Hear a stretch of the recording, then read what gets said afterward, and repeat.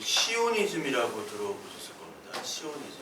이 시오니즘은 모든 유대인들이 이제 구원을 받아야지 하나님이 오신다. 예수 그리스도께서 재림하신다라는 게 시오니즘이에요. 그래서 시오니즘은 이 성경 창세기부터 계시록까지의 모든 이 성경을 유대인의 관점에서 얘기를 하고 있습니다. 그래서 여러분들이 백투 예루살렘, 백투 더 예루살렘이라는 그 운동을 들어보셨을 거예요. 그래서 최바울 인터콥이라는 선교단체가 있고요. 그래서 예전에 그 인터콥에서 예루살렘 행진을 하다가 테러를 당할 뻔했어요. 그러니까 유대인들이 회복이 돼야 되는 그 예수 그리스도께서 오신다라는 그런 대표적인 단체가 인터콥입니다. 그리고 시오니즘 단체들이 굉장히 많이 있어요. 그러니까 구약에 있는 모든 율법과 유대인의 그 절기 이런 것들을 다 소중히 여기고 지켜요. 근데 성경에서는 그 율법이 예수 그리스도로 대체가 다 되잖아요. 성경은 다 그걸 얘기하고, 그러니까 예수 그리스도의 십자가의 은혜를 헛되이 여기는 거죠. 그리고 예수 그리스도의 십자가의 공로를 인정을 안 하는 겁니다. 마찬가지로 김종철이라는 그 분이 있는데, 이분 영화 중에 회복, 용서, 제3성전 이런 그런 작품들을 만들었는데, 이분 역시도 똑같은 그 시오니즘입니다. 시오니즘. 그렇기 때문에 이분이 하는 영화들이 많이 있고, 이분이 지금 유튜브에서 브레드 TV인가 그걸 하고 있어요. 그래서 기독교 보수 그리고 유대인주의, 그러니까 미국으로 얘기하면 공화당이나 그 미국 전반에 있는 아주 근본주의, 보수주의, 유대교 크리스찬들, 그것과 같은 맥락을 지니는 사람들이에요. 그러니까 보수 기독교다 진보 기독교가 문제가 되는 게 아니라 유대인 중심의 이 성경을 읽고 보는 것이 문제가 된다는 것이죠.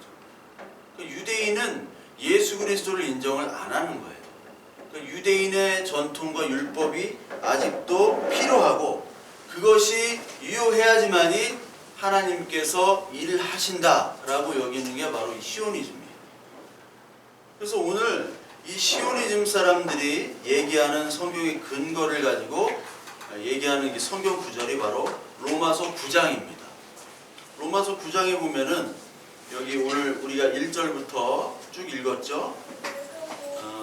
나의 형제 곧 본육의 친척을 위하여 내 자신이 저주를 받아 그리스도에게서 끊어질지라도 원하는 바로라. 이 바울이 자신의 백성 동족인 이스라엘에 향한 안타까운 마음으로 기도를 하며 편지를 보냈습니다. 그러니까 이스라엘 백성들이 구원을 받아야지 되는데, 나는 지금 이방의 사도로 이방인들에게 복음을 전하고 이방인들이 예수 그리스도를 믿는 그런 역사가 이루어지는데, 어찌하여 나와 같은 동족 예수님께서도 이스라엘 백성으로 유대인으로 오셨는데 어떻게 유대인은 믿지 않느냐. 그것에 대한 안타까움이 있죠. 이것과 같은 거예요. 저와 여러분들이 예수 그리스도를 바로 믿고 그리고 바른 말씀으로 우리가 살아가고 있는데, 내 주변의 사람들은 다 예수 그리스도를 믿는데 내 가족, 내 부모 형제들은 정작 믿지 않는다는 것. 그것 때문에 내가 아파하고 슬퍼해야 되는 게 정상이거든요. 그렇죠? 그게 정상입니다.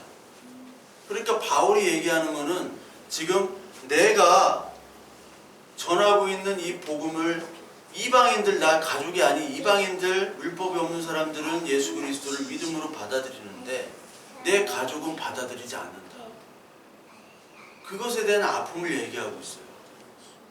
그러니까 여러분들, 진정한 크리스찬은 여러분들의 자녀나 부모나 사랑하는 가족들이 잘 되고 성공하고 잘 먹고 건강하고 이런 것도 중요하지만, 이것보다 진짜 그에게 예수 그리스도의 생명이 있는가 없는가, 그것이 가장 중요한 거예요.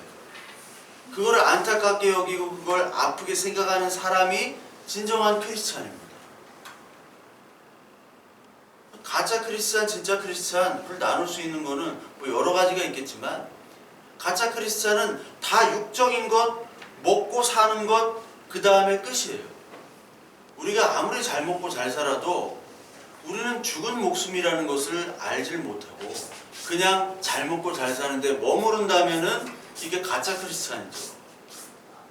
우리의 신앙이 영원한 생명이 있다는 것을 인정하게 되면요, 지금에 있는 모습들이 어떠한 형편이든지 우리가 이 말씀을 듣고 읽고 예배하면서 우리의 근심 걱정 마음들이 사라질 수가 있어요.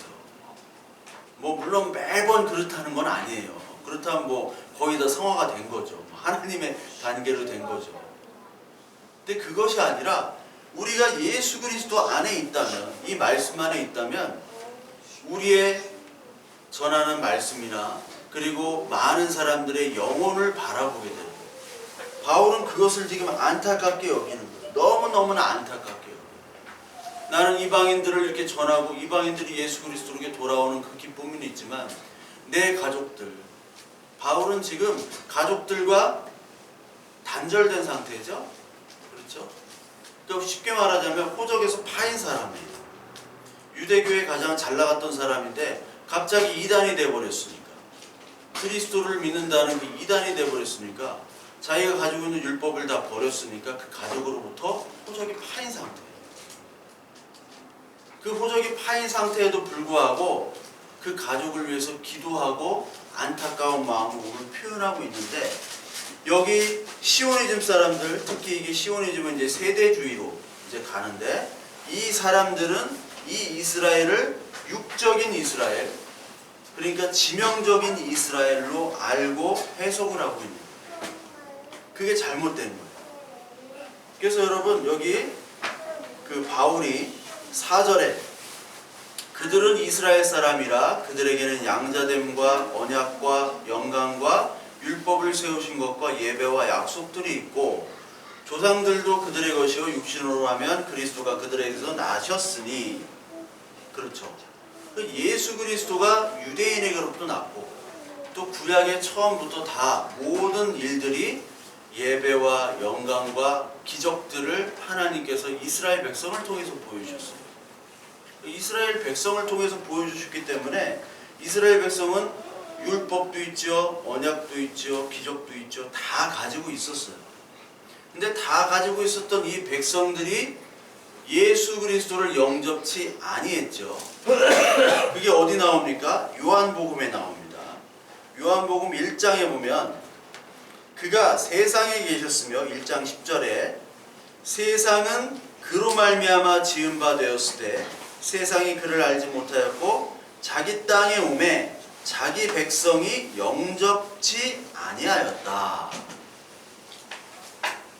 예수 그리스도가 이 땅에 왔는데 자기를 알아야 봐야 될 백성이 예수 그리스도를 알아보지 못하고 영접하지 않았다는 겁니다. 그 영광을 보고요, 그리고 언약과 율법이 다 있었고요, 그런데 자기 자식들이 알아보지 못했어요.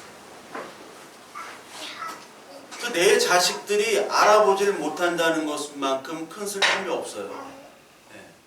내가 낳고 내가 길렀는데 내 자식이 나중에 나를 알아보질 못하고 딴 사람한테 가는 거예요.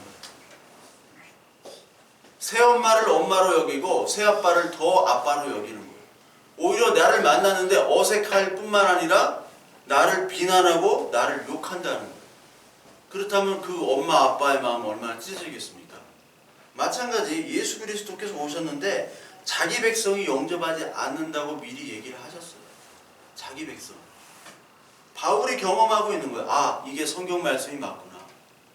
나는 이방인에 대해서 전도를 하는데 이방인들은 받아들이는데 오히려 유대인들은 예수 그리스도를 받아들이지 않고 있어요. 그러니 얼마나 마음이 상하고 마음이 아프겠습니까? 우리가 흔히 얘기하는 가족 구원. 가족이 예수 그리스도를 믿어야 되는데 전혀 다른 것을 믿고 있어요. 그럼 마음이 아프잖아요. 그것과 똑같은 얘기를 하고 있는 겁니다. 이런 많은 기적과 이적을 줬음에도 불구하고 하나님을 믿지 않고 다른 바알을 섬기고 다른 만몬을 섬기는 이 마음들, 이 사람들을 볼 때 이 마음이 아프다는 것을 보여주는 거예요. 그러면서 이스라엘이라는 단어를 얘기하죠. 이스라엘. 여러분 성경에서 이스라엘을 어떻게 보냐에 따라서 여러 가지 기독교가 나오는 겁니다. 그러니까 유사 기독교가 있고 그냥 기독교가 있는데 이스라엘을 어떻게 보느냐. 오늘 6절을 한번 보세요. 9장 6절에 하나님의 말씀이 폐하여진 것 같지 않도다. 이스라엘에게서 난 그들이 다 이스라엘이 아니요.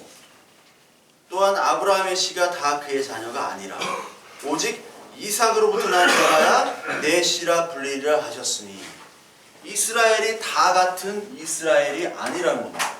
그렇다면 이스라엘은 무엇이냐? 이스라엘은 야곱의 옛 이름이며 야곱은 이삭의 아들이죠. 이삭은 아브라함의 아들이에요.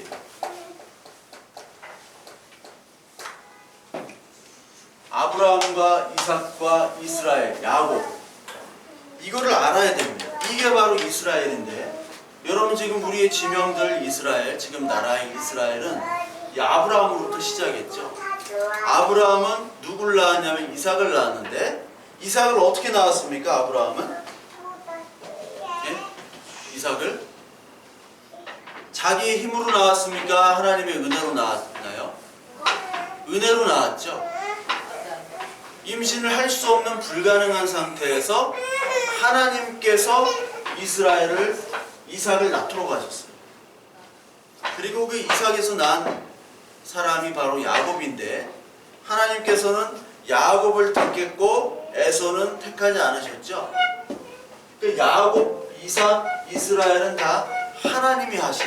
그러니까 오늘 나누는 여기 이스라엘과 시, 야곱, 그리고 이삭, 아브라함은 다 하나님이 하셨다.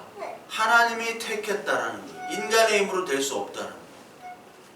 그래서 여기 보면 요한복음 1장에 아까 얘기했듯이 자기 땅에 오매 자기 백성이 영접치 아니하였으나 영접하는 자, 곧 그 이름으로 믿는 자들에게 하나님의 자녀가 되는 권세를 주셨으니 이는 혈통으로나 육정으로나 사람의 뜻으로 나지 아니하고 오직 하나님께로부터 난 자들이니라. 혈통이나 육정으로 난 자와 하나님께로부터 난 자, 이게 비교가 되는 거예요. 혈통과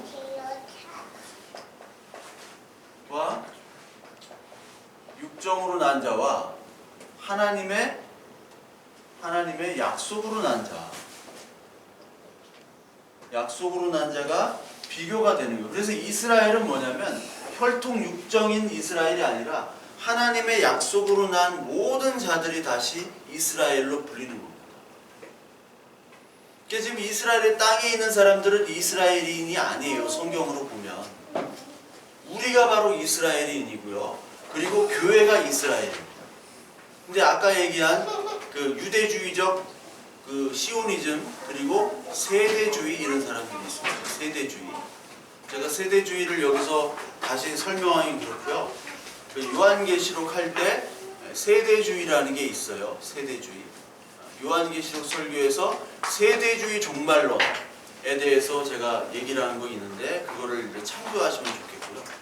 그 세대주의는 7세대로 이제 성경을 전체로 나누는데 이걸 오이코노미아, 경영이라고 합니다. 경영. 세대란 말을 이제 사실 헬라어 말로 경영이에요. 경영. 오이코노미아. 그래서 이 오이코노미아에서 이코노미가 나왔다고 얘기를 드렸죠. 이코노미. 그래서 이 오이코노미아, 이코노미 이 세대주의를 통해서 이스라엘 그 유대인들이 계속해서 이 교리를 바꿔버립니다. 자기 어떤 성경 해석으로 바꿔버려요. 그래서 이 세대주의와 유대주의 그 종말론이 있는데 이 종말론자들은 그 재림이 2번이죠. 그리고 유대인들이 구원을 받아야지 돼요. 이 세대주의 종말론, 유대인 종말론을. 그러면서 이들은 이스라엘의 육적인 이스라엘이 회복되어져야 되고 그럴 때 예수 그리스도가 오는 것인데 그렇다면 지금 말하는 교회들, 전 세계에 퍼져 있는 교회들은 뭐냐면 교회는 바로 오순절 이후에 탄생한 조직으로 얘기를 하고 있어요. 그래서 이들은 세대주의는 교회와 이스라엘을 분리를 시킵니다. 근데 성경 전체는 교회와 이스라엘이 같은 거예요. 저와 여러분들이 이스라엘이에요. 저와 여러분들이 예전엔 죄인이었고 야곱이었는데 그 야곱이 예수 그리스도의 은혜로 말미암아 이제 이스라엘이 된 겁니다. 교회가 된 거예요. 교회와 이스라엘은 같은 겁니다. 근데 이 같은 거를 보지 않고 이들은 교회와 이스라엘을 분리를 시켜.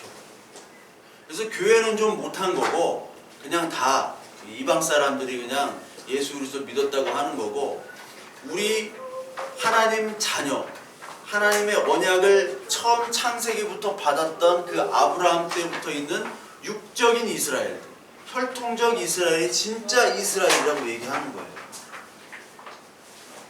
그래서 야곱의 죄에서, 율법에서 이스라엘로 넘어가는 그 예수 그리스도의 은혜를 인정하지 않죠.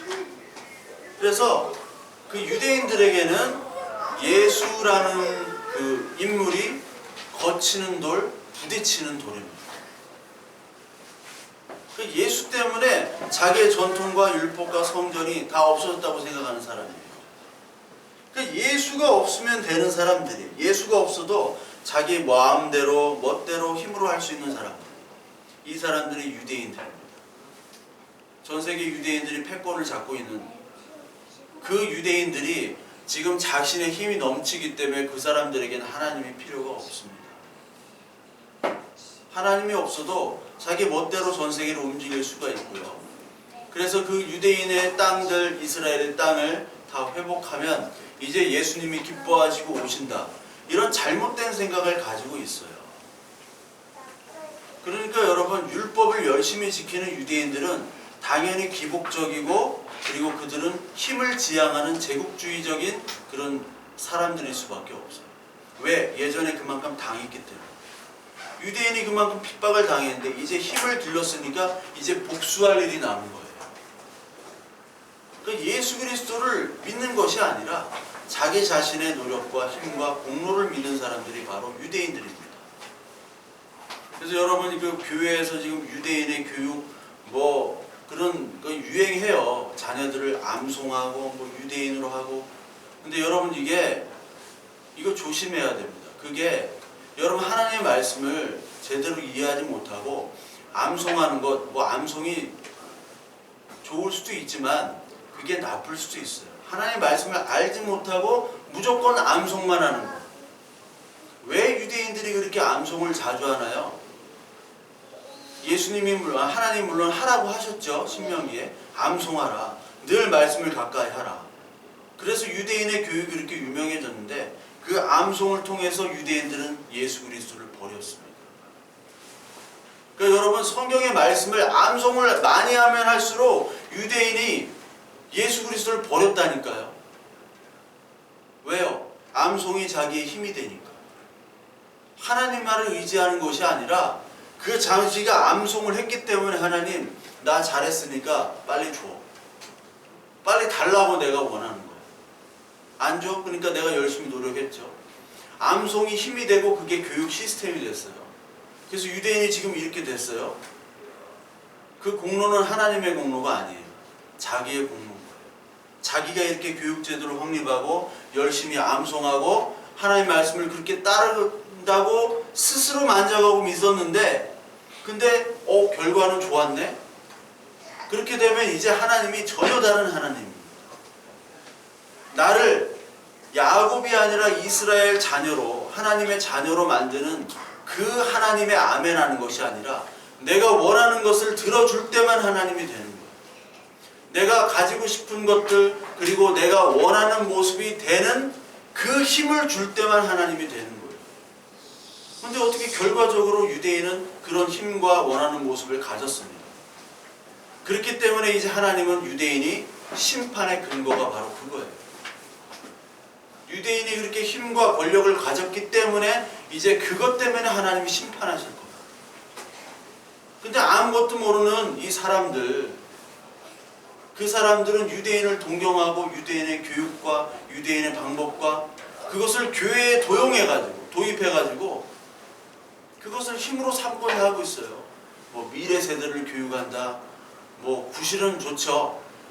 그렇지만 하나님이 원하시는 방법이 아닙니다. 그거에서 뭐 하려고 하느냐? 좀 더 잘 먹고 잘 살자, 그거밖에 없어요. 교회에서 그걸 유행시키고 그걸 열심히 세미나를 하고 있는 교회들이 많아요. 성경의 말씀을 알지도 못하고 듣지도 못하고 묵상하지도 못하고 그러면서 가르치는 마구잡이식의 교육들, 이게 흘러넘쳐나오고 있습니다. 그래서 성경은 뭐라고 얘기하냐면 베드로후서 1장 20절부터 21절까지 사사로이 성경을 풀지 말라고 그래요. 사사로이. 베드로후서 1장 20절에 먼저 알 것은 성경의 모든 예언은 사사로이 풀 것이 아니니 예언은 언제든지 사람의 뜻으로 낸 것이 아니요 오직 성령의 감동하심을 받은 사람들이 하나님께 받아 말한 것입니다. 여기서 성경의 예언을 사사로이 푼다는 것, 성경의 예언이라는 것은 이 성경에 나오는 그 모든 기록을 얘기합니다. 이 성경 말씀을 사사로이 푼다는 것은 네 마음대로 네 개인이 하고 싶은 대로 적용한다는 말이에요. 유대인들은 자기가 원하는 대로 풉니다. 율법주의자들은 자기가 원하는 대로 성경을 얘기를 하고 있어요. 이스라엘을 육적인 이스라엘을 얘기하고 있어요. 만약에 육적인 이스라엘이 성경에 맞다면 이 성경 다시 써야 됩니다. 창세기부터 계시록까지 이 이스라엘의 단어가 다 왜곡되고 뒤틀려지게 되어버려요. 이스라엘이라는 것은 하나님이 주신 자녀들만이 이스라엘이지 내가 육적으로 노력한 이스라엘이 아니에요. 저 이스라엘 땅에 사는 사람들이 이스라엘이 아니에요. 유대인이 이스라엘이 아니란 말이에요. 베드로서 3장 16절에 보면 또 똑같은 말씀이 있어요. 그 모든 편지에도 이러한 일이 말하였을 때 그 중에 알기 어려운 것이 덜어 있으니 무식한 자들과 굳세지 못한 자들이 다른 성경과 같이 그것도 억지로 풀다가 스스로 멸망에 이르느니라. 나중에 억지로 푼 자들, 억지로 개인적으로 사사로이 이 성경 말씀을 이야기하고 전하고 설교하고 전도한 사람들은 결국 멸망에 이른다. 하나님이 심판하십니다. 하나님이 분명히 심판하실 거예요.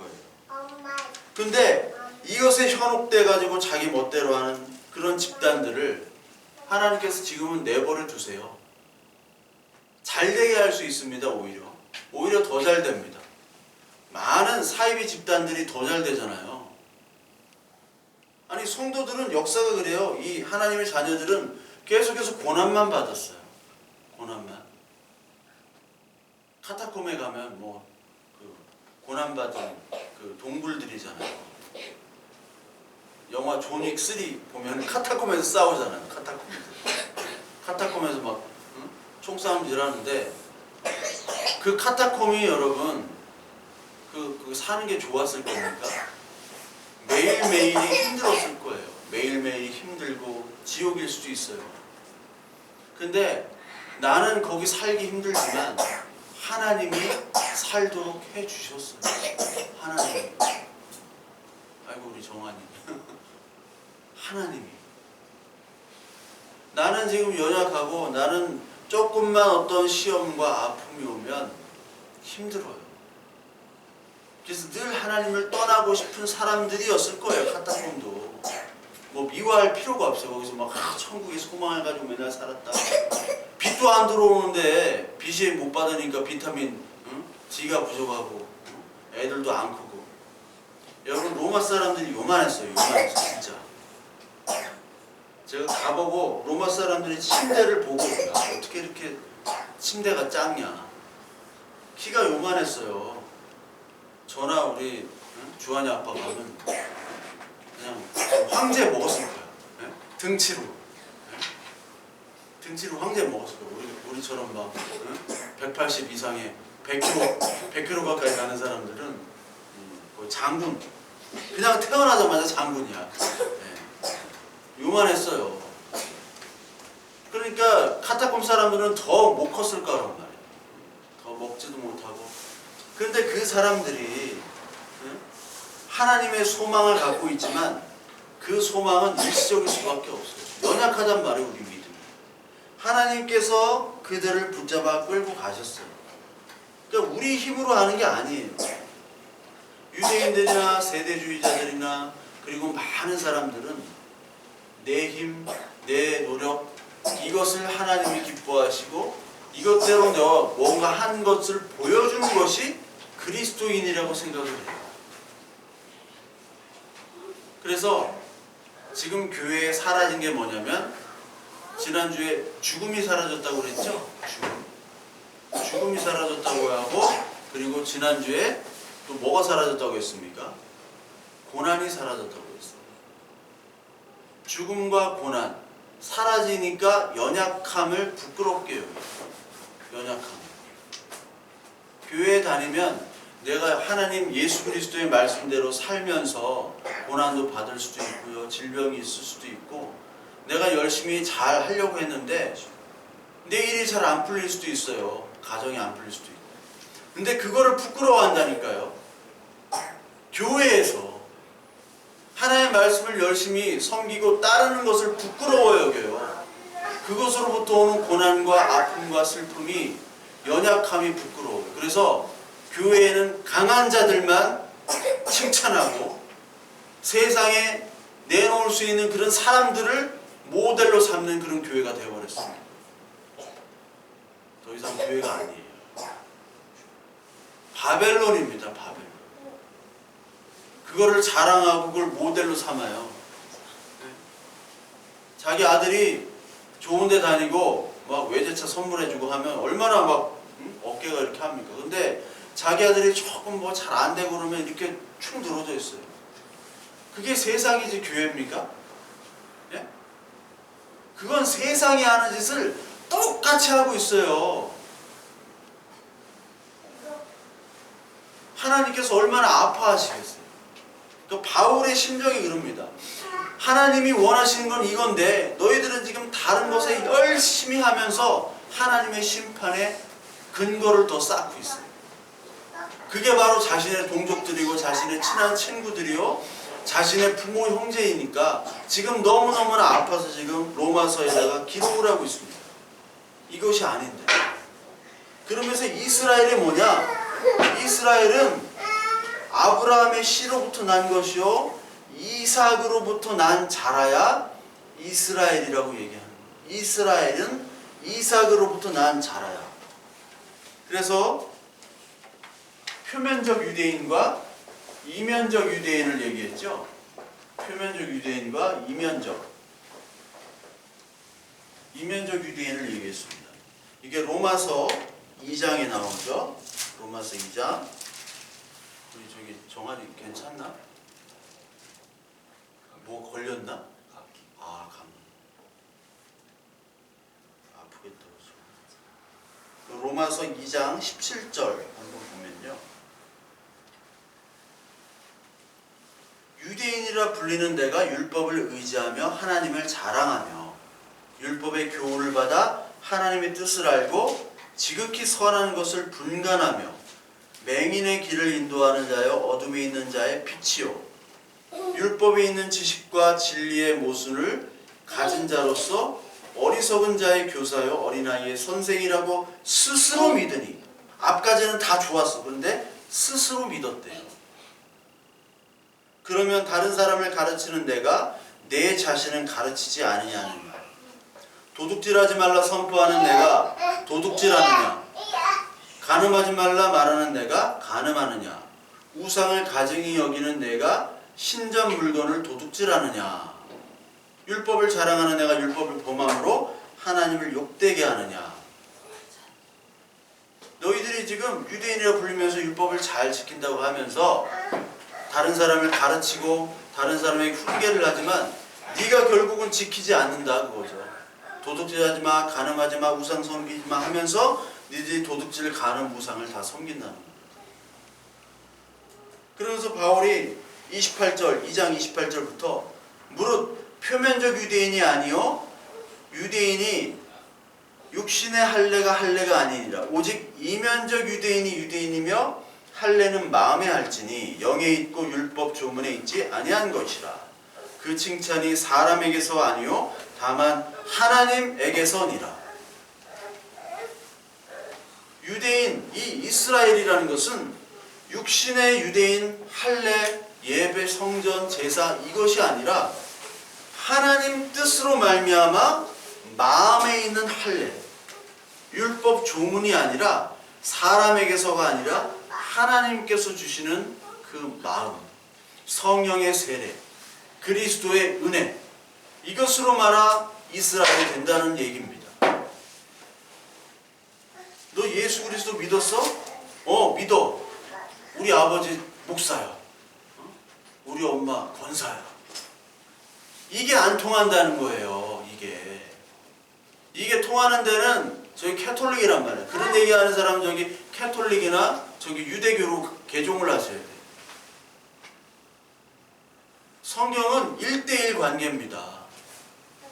여러분 오늘 9장 맨 마지막에 내가 야곱은 사랑했고 에서를 미워했다고 나오죠. 이게 말라기서를 인용한 건데 에서와 야곱은 쌍둥이에요. 쌍둥이. 예? 그리고 에서와 야곱의 아버지는 이삭입니다. 그리고 아브라함이에요. 그런데 그 하나님의 자녀들인데 야곱은 택하고 에서는 택하지 않았어요.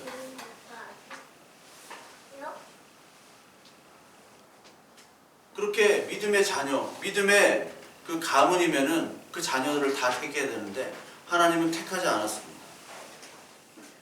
하나님은 네 육신의 혈통이 어떤 것에는 관심이 없어요. 네가 과연 어떤 사람이냐, 네가 과연 예수 그리스도를 믿는 사람이냐, 그것에 달려있는, 그것에 하나님의 뜻과 하나님의 자녀가 있는 겁니다. 하나님의 사랑, 하나님의 인도하심. 그래서 유대인들은 표면적 유대인과 이면적 유대인으로 나눠지게 되는 거죠. 그래서 이 아브라함의 씨 중에서 이삭에서 난 자만이 하나님의 자녀다. 그러니까 하나님만이 하시는 육신의 자녀가 아니라 약속의 자녀. 경수가 끊기고 도저히 나을 수 없는 그 환경에서 하나님께서 육신의 자녀가 아닌 아브라함, 이삭을 통해서 주시는 그 자녀만이 이스라엘로 인정을 하시는 거예요. 그러니까 하나님이 불러주셔야 되고요.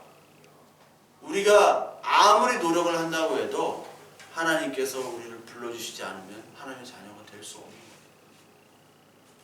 그게 하갈과 사라 그리고 이스마엘과 이삭 비교하는 게 나오죠. 갈라디아서 4장에 그 내용이 나옵니다. 갈라디아서 4장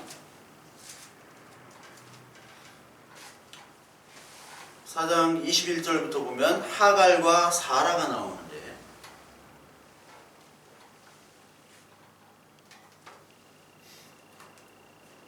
여기 하갈과 사라가 비교가 되죠.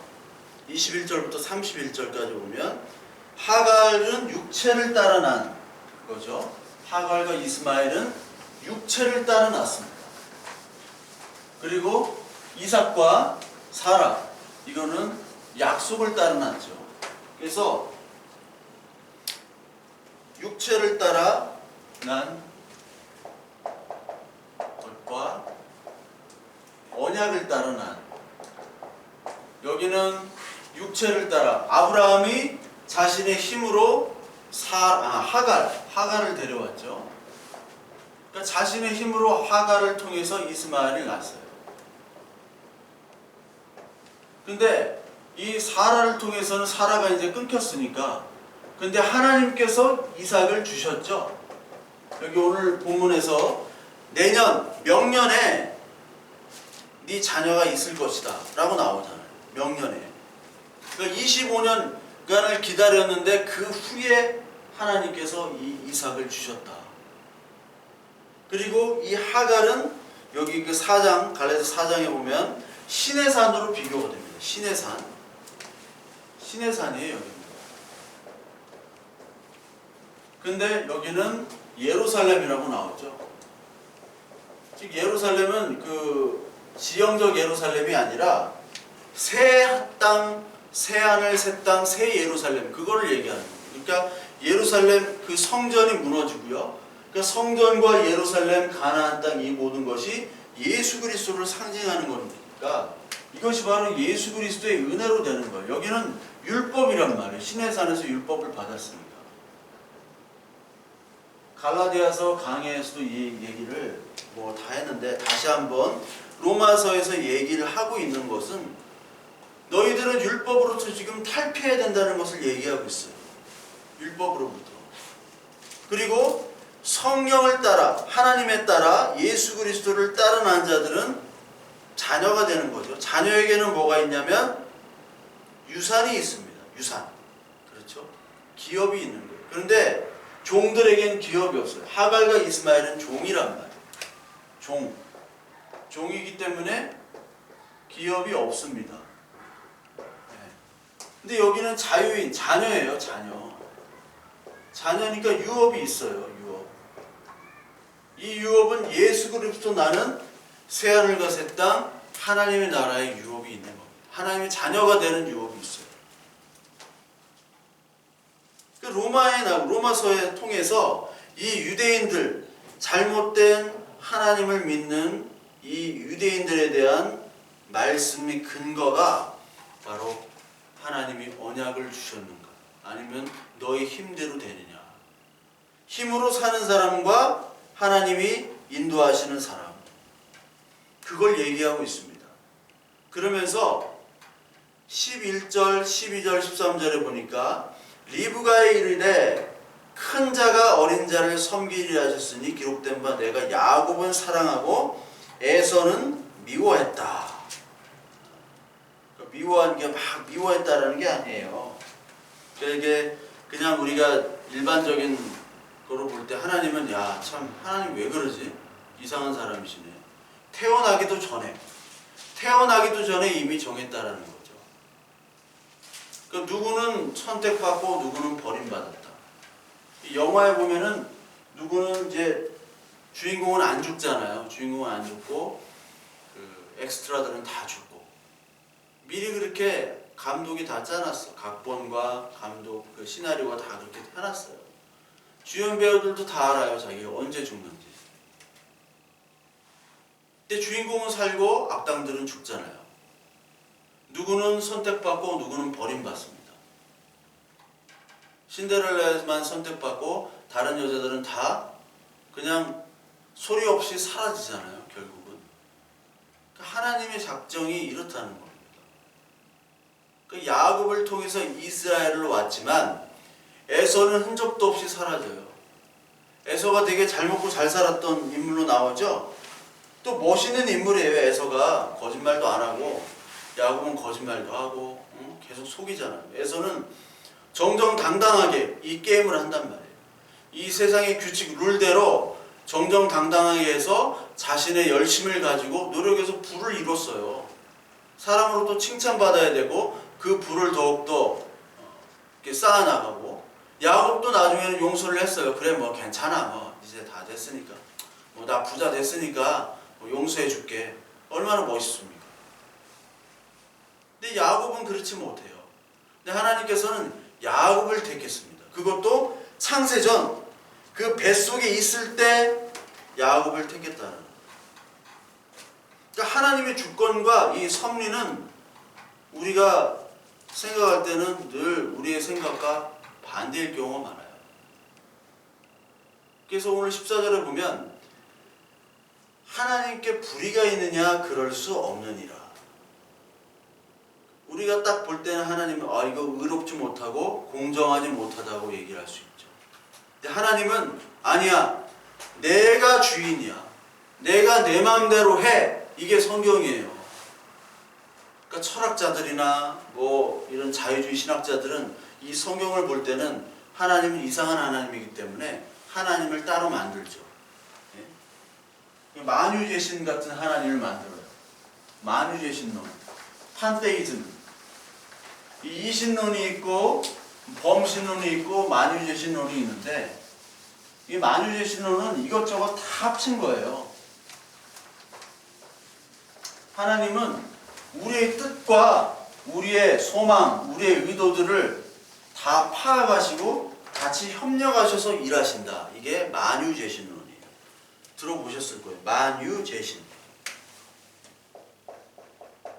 이게 범신론이랑 좀 비슷할 수 있는데, 범신론은 그냥 막연한 거고 하나님과 우리가 협력하는 겁니다. 협력. 좋은 말이에요. 얼마나 좋아요. 협력해야지. 서로 소통하고. 민주주의 얼마나 좋습니까? 민주해야죠. 왜 독재를 해? 독재 안 좋은데. 그래서 시저가 죽었잖아요. 자기가 독재하려고 하다가, 황제를 하려고 하다가 공화정주의자들한테 죽었잖아요. 브루터스한테 죽었잖아요. 자기 아들같이 여기는. 민주가 얼마나 좋은데, 성경은 협력이 아니라니까요. 협력이 아니에요. 절대. 하나님 마음대로예요. 하나님 마음대로. 창세기부터 계시록을 보세요. 하나님 마음대로야. 그 가장 대표적인 것이 야곱과 에서예요. 야곱은 사랑하고 에서는 미워했대요. 누구는 택하고 누구는 버렸어요. 이거를 칼빈은 이중예정이라고 하죠. 이중예정. 뭐 이중예정 말이 그렇게 좋지는 않아요. 이런 말 한자고. 그런데 이중예정인데, 뭐 선택과 유기라고 하는데, 그런 말보다 하나님을 누구는 택하고 누구는 그대로 내버려 뒀다라는 얘기입니다. 다 택해야 되는데, 야곱도 택하고 에서도 택하고 다른 사람 다 택하면 얼마나 좋아요. 모든 사람들이 조금이라도 착한 일하고 회개를 하면, 아유 내가 이제 잘못했네요 딱 하면 택하면 얼마나 좋아요. 그 사람의 행위를 보시고. 근데 하나님이 이미 창세전부터 택하시고 오늘도 택하시고 미래도 택하시고, 그러면서 우리의 공로와 우리의 노력과 우리의 조건과 우리의 상태와 상관없이 하나님께서 택하신다는 거예요. 그러니까 자기 마음대로, 엿장수 마음대로. 이게 로마서 9장에 계속 나오죠. 로마서 9장에 그 다음 시간에 나오잖아요. 토기장이가 진흙 한 덩이 하나로 귀 있을 그릇을 하나는 천이 그릇을 만들 권한이 없느냐. 이게 9장 21절입니다. 토기장이가 자기가 흙을 빚어서 그릇을 만들죠. 공에 그 토기 굽는 데 보면은 마음에 안 들면 다 망치로 깨버리잖아요. 좋은 것만 합니다. 10개 구면요, 그 중에 쓸만한 건 2개 나와요. 8개는 버려요. 8개는 다 깨버립니다. 근데 자기가 볼 때, 모르는 사람들이 볼 때는 그게 쓸만해 보이거든요. 근데 토기장이는 지 마음대로 깨요. 왜? 흙이니까. 그래서 영을 부어주셨기 때문에 귀하게 쓰는 그릇과 천하게 쓰는 그릇, 이것이 하나님 마음이라. 그것이 우리가 볼 때는 야, 저 어떻게 하나님이 똑같이 자녀로 택해주셨으면 다 같이 귀하게 쓰셔야지 어떻게 천하게 쓸까. 근데 이 세상에 있는 우리가 볼 때는 천한 직업, 귀한 직업, 뭐 천한 일, 귀한 일, 우리가 하나님 나라의 관점으로 이 성경의 말씀에 들어가면요, 귀하고 천하는 개념이 다 사라지게 돼요. 우리가 볼 땐 선과 악의 개념이 있지만 그 선과 악의 개념도 사라집니다. 뭐 불교 용어, 불교 강의하는 것처럼 들릴 수 있지만 불교가 다 기독교 차용한 거니까 여러분. 그걸 몰라요. 아무도 몰라. 교회도 모르고 뭐 목사는 더 몰라. 스님들이 더 잘한다니까. 인정해요. 기독교에서 온 거 다 인정해요, 스님들이. 그러니까 같은 종교인데 왜 그렇게 불교를 미워하냐, 그렇게 얘기를 하는 거예요. 스님들이 잘 알기 때문에. 우리가 보기에는 맞는데 이게 다 틀린 게 되고, 우리는 자꾸 구분을 합니다, 우리의 기준대로. 그러나 이제는 하나님께서 다 정리를 하세요. 그게 이 땅에서 보여져야 돼요. 이 땅에서 천하고 귀한 것이 아무 의미가 없구나. 주 안에서 있는 것 자체가 바로 귀한 것이구나. 야곱에서 이스라엘이 된 것 자체가 바로 하나님의 은혜구나. 그거를 깨달으면요, 우리는 그것이 바로 천국이 임했다라고 하는 겁니다. 그게 천국이 보이는, 이 세상이 지옥이란 말이에요. 돈 없으면 지옥이고 힘 없으면 지옥이에요. 어디 가서 호소할 데도 없습니다. 그나마 우리나라는 나아요. 그나마 미국 같은 데는 돈 없으면 바로 죽습니다. 아무도 도와주지 않아요. 우리가 막 인도에 산다, 방글라데시에 산다고 해보세요.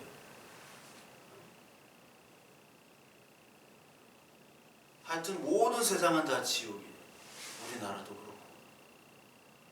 근데 천국이 왔다는 것은 그 지옥 속에서도 하나님과 함께함으로 말미암아 내 안에 내가 판단했던 것들, 내가 정말 내가 이렇게 살아야 되나, 내가 이렇게 귀한 직업이 아닌 천한 직업으로 내가 살아야 되나, 내가 원했던 노력했던 모든 꿈들이, 그 노력들이 수포로 돌아갈 때 그 좌절과 낙망 너무나 크죠. 근데 그 속에서도 하나님이 이 말씀으로 천한 것, 귀한 것들을 다 없애시고 오직 하나님 한 분만을 볼 수 있는 그 하나님의 나라를 보여주시는 것, 그게 기쁨이 되어야 되고 그게 소망이 되어야 돼요. 그게 천국이 우리나라, 우리 마음속에 이루어지는 거예요. 그게 회개고 그게 구원이고 그게 하나님의 나라가 우리 안에 임한 것이고. 그러니까 하나님의 나라가 임했다는 것을 그냥 모릅니다. 그냥 말씀이 하나님의 나라가 임했는데 하나님의 나라가 뭐가 임했지? 이것들이 다 하나씩 무너지는 거예요. 경계가. 지옥의 경계가 무너지는 거예요. 그 무너지려면 환도뼈가 필요하죠. 환도뼈가. 이중예전 같은 거, 선택의 유기는 내가 받아들일 수 없는 거예요. 이 세상이.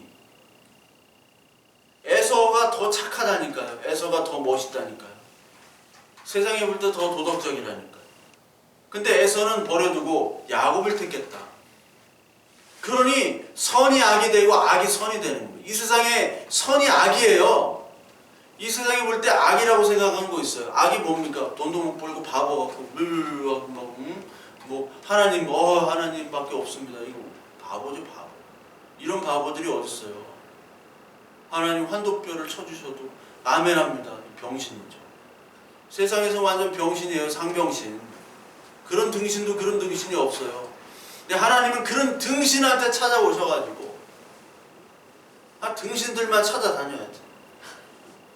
등신, 병신, 상등신 막 해가지고 그 사람들로부터 나는 아무것도 아니었습니다. 나 지금 병신 취급받지만 주님만 인정해 주시면 됩니다. 주님의 말씀과 주님의 인정으로만, 이 말씀의 인정으로만 먹고 사는 그 하늘 양식 받은 사람, 그 사람이 바로 천국이 임한 사람들이에요. 그 야곱이 등신이 돼야 돼요. 야곱은 너무나 머리가 좋고 너무나 약삭빠르게 막 팍팍 돌아다니니까 돈도 잘 벌어, 마누라도 많아, 뭐 모든 걸 다 갖췄어. 막 권모술수가 능하고 그런 사람들이 있죠. 그런 인간들의 전형적인 인물이 야곱이에요. 그 야곱을 가만히 두실 수가 없어요. 언약 자손이고 언약 백성이고 나는 야곱을 택했기 때문에 이 야곱을 택한 내가 책임지겠다. 그래서 환도뼈를 때려 부시는 겁니다. 그러니까 우리의 구원과 이 언약이 성취되는 것은 우리의 육체가 부서지고 우리의 육체가 버려질 때 구원이 완성이 돼요. 아니, 구원이 시작이 되는 거죠. 우리 육체가 그대로 있으면은 애서예요, 애서. 얼마나 건강하고 활달하고 남자답습니까? 우리 육체가 벗어져야 돼요. 우리 육체가 부서지고 연약해져야지만이 하나님께서 일을 하십니다. 그게 구원이에요. 그게 하나님의 주권이고 그게 십자가예요. 예수 그리스도께서도 눈물과 고난으로 하나님께 순종함을 배웠다고 히브리서 5장 7절에 얘기합니다. 아니, 예수님도 그런 고난과 눈물과 간구로 순종을 배웠는데 우리는 뭐 말할 것도 없죠. 우리는 뭐 매일 맞아야 돼요. 매일. 옛날 군대, 쌍팔년도 군대는 매일 맞아야 돼요. 매일 맞고 맨날 머리 맞고. 자살을 할 수가 없어. 자살하는 생각이 안 들어요. 북한 우리랑 똑같아요. 북한에서 자살 안 하잖아요. 하나님께서 매일 간섭하셔가지고 우리를 귀찮게 하시는 거예요. 그게 사는 거예요. 안 그러면 우리는 자살해요. 안 그러면 이 세상에 미칩니다. 하나님의 자녀니까 택한 거예요. 근데 사람이 볼 때는 이게 불의한 거죠. 왜 이 사람만 택했느냐? 왜 이 사람은 버렸느냐? 내가 볼 땐 버림받은 사람이 훨씬 더 나아요. 창세기 6장에 보면 노아가 뭘로 구원을 받았습니까? 은혜로 구원을 받았다. 은혜를 입은 자다. 이 하나가 다 설명해요. 모든 사람들은 다 죽습니다. 심판을 받았어요, 물에. 근데 노아만 산 이유는 뭐냐면 하나님이 은혜를 입었다. 노아가 착했다라고 얘기 안 합니다. 노아가 멋있었다, 잘생겼다, 뭐 이런 얘기 안 합니다. 잘생긴 사람만 구원을 받았으면 우린 다 죽었어요. 멋있고 예쁜 사람만 구원을 받았다 이런 얘기 없어요. 노아는 은혜를 입은 자라. 은혜를 입은 자기 때문에 노아는 병신 취급을 120년 동안 받은 겁니다. 저와 여러분들 이 참된 교회는요, 병신 취급을 받는 사람들, 그 사람이 구원을 입은 거예요. 그렇다고 막 진짜 막 미친 척하고 병신짓 하지 말라는 거고, 그렇게 하면 안 되고요. 막 일부러 고난이 옵니다. 막 일부러 고난을 막 사서 막 하는 사람이 있어. 답답해 죽겠어. 그런 고난이 아니라 하나님의 말씀을 따라가면 조롱과 멸시와 그 고난이 반드시 있게 돼버려요. 왜? 세상과 다르기 때문에. 가치가 다르기 때문에. 멀쩡한 직장, 돈 잘 버는 직장도 예수 그리스도를 믿는다는 이유로 그만둘 수 있는 사람도 있어요. 그만두게 되거나. 그것도 고난이죠. 근데 그 고난 속에서 하나님께서 일을 하신다. 그러니까 세상에 볼 땐 불의하지만 하나님의 일은 절대로 불의할 수 없는 일이라 오늘 결론을 얘기하고 있어요. 그런즉 우리가 무슨 말을 하리요? 할 말이 없다는 겁니다. 주인이 이렇게 했는데 주인 마음이지 뭐 내가 어떻게 하겠어요. 불의할 수 없다. 하나님의 결정은 언제나 옳습니다. 하나님의 선택은 틀리지가 않아요. 저거 왜 하나님이 살리시고 구원하셨지? 하나님의 선택은 틀리지 않습니다. 하나님의 이유가 있으십니다. 나처럼 보잘것없고 믿지도 않고 하나님이 없는 듯한, 하나님이 정말 살아계시나? 하나님이 정말 나 사랑하시나?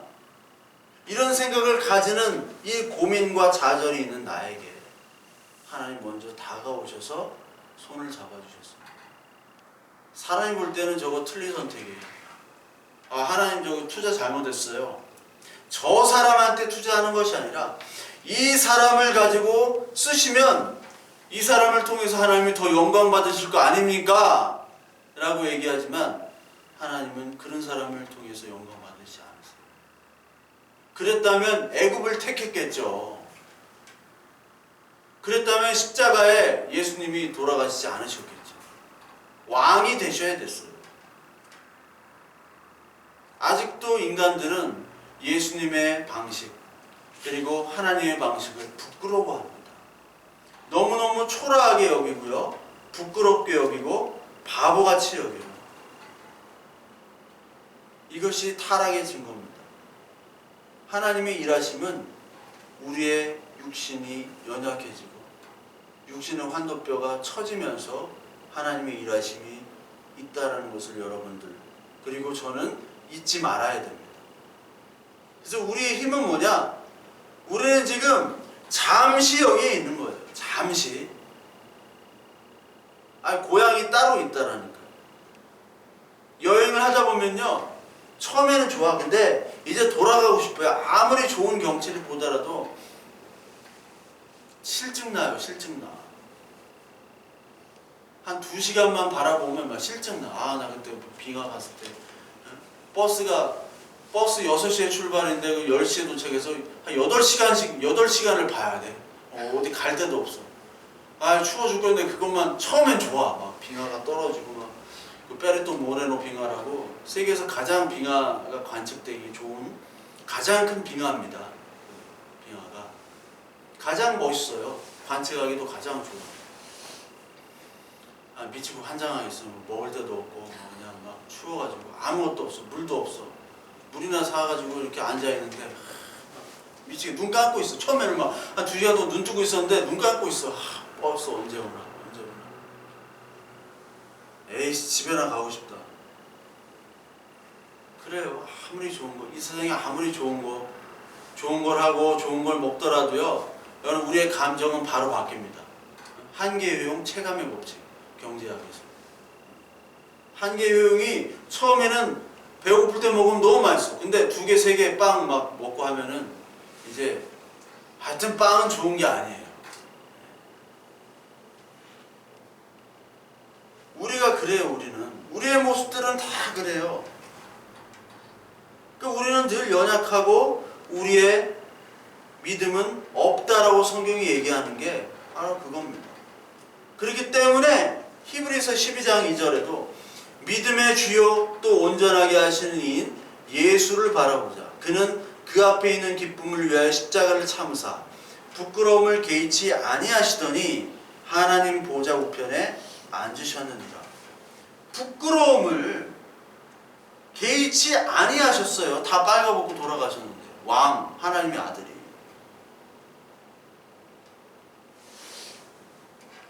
얽매이기 쉬운 죄를 벗어버리고 인내로서 우리 앞에 당당한 경주를 하자.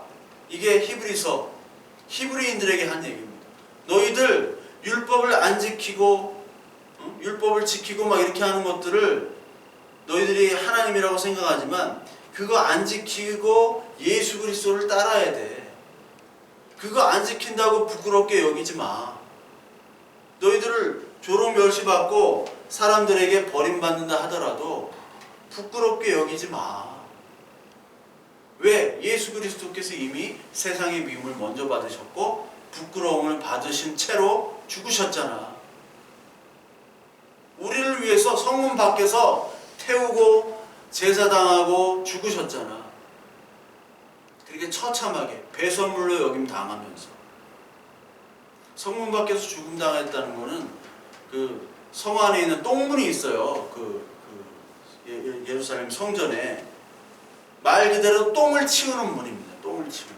거기 소, 양, 뭐 제사 드릴 때 막 똥 싼 거 그거 다 치우는. 그것처럼 그거를 배설물을 밖에다 버려요. 성 밖에다. 그것처럼 예수 그리스도가 성 밖에, 이게 히브리서 13장 13절에 나오는데 영문 밖으로 고난을 받으시고 거기서 영문 밖에서 십자가에 죽으시고 치욕을 당하시고 그랬잖아요. 그러면서 우리도 영문 밖으로 가서 치욕을 받자라고 히브리서 얘기하거든요. 바울이 이런 비유적인 표현들은 정말 천재적으로 잘했어요.